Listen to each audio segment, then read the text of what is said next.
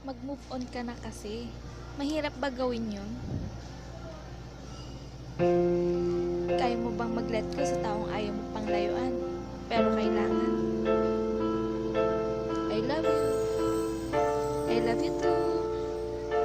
Ang sarap ma-in love, no? Lalo na ko yung mahal mo. Mahal ka rin. Yung parang mangangarap ka na palagi mo siyang kasama. Yung makikita mo na lang siyang mete, ang saya-saya mo na rin. Yung makita mo lang siyang busog, feeling mo busog ka na din. Akala mo forever na kayong magiging kayo. Alam mo yun? Tapos sasabihan ka pa niyang, bakit di mo kaya subukang magmahal? Natural lang naman yung masaktan eh. Pero iiwan ka lang din naman pala niya na walang rason. Na hindi mo alam kung ano yung dahilan. Na hindi mo alam kung bakit hindi siya nagpaparamdam. Ikaw naman tong tanga. Mag-aalala ka sa kanya. Okay lang kaya siya? Kumain na ba yun? Naku, baka nasa inuman na naman siguro. Sana tumigil na siya na paninigarilyo.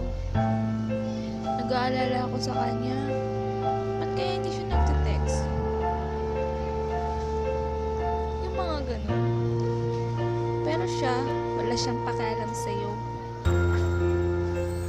Pero hindi naman na lahat ng relasyon ay merong happy ending. Dahil paminsan-minsan, ang puso ay napapagod din. Mahirap man tanggapin, oo. Pero kailangan mong harapin ang katotohanan na ang lahat ng bagay ay may hangganan.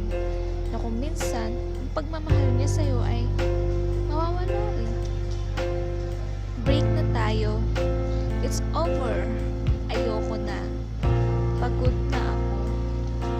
Kung pwede lang ba na wag na lang magmahal para wag na lang din masaktan. Pwede kaya yun? Makita mo lang siyang nakangiti. Iyakapin ka lang niya ng mahigpit.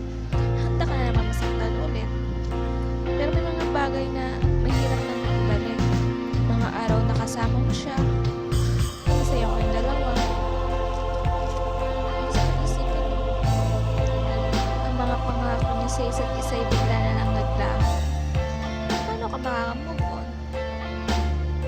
Kung sa bawat bukas ng Facebook mo, lagi mong tinitigan mga profile niya. Lagi mong tinitignan mga pictures niya. At binabasa mga status niya. Tapos kung may makita kang hindi maganda, mag-e-emote ka. Iiyak ka na naman. Tandaan mo, hindi naging kayo. Ikaw lang yung nag-a-assume. Kaya bakit ka paasa? Para sa kanya, nakaraan ka na lang. Na kung para sa kanya, pinaglaruan at niloko ka lang. Na kung para sa kanya, nakuha niya na yung gusto niya at pinag-aasa ka lang.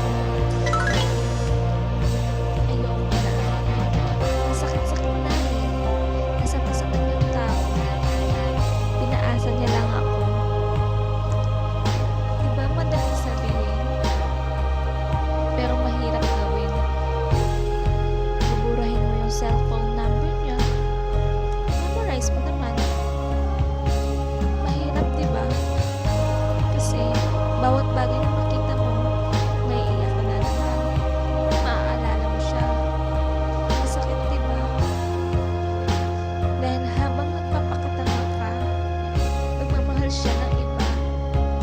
Kahit masakit, masaya naman siya sa pag-ibig.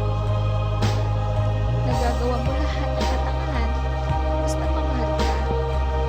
Kung gusto mo mag-move on, putulin mo lahat ng connection nyo and be with others. Hindi naman porket binaling mo yung sarili mo sa iba, eh, lumumukhang malandi ka na. Gusto mo lang kalimot. Oo nga, nakakamiss yung mga taong minsan nang nagpasaya sa atin. Minsan nang nagbigay lesson sa buhay natin.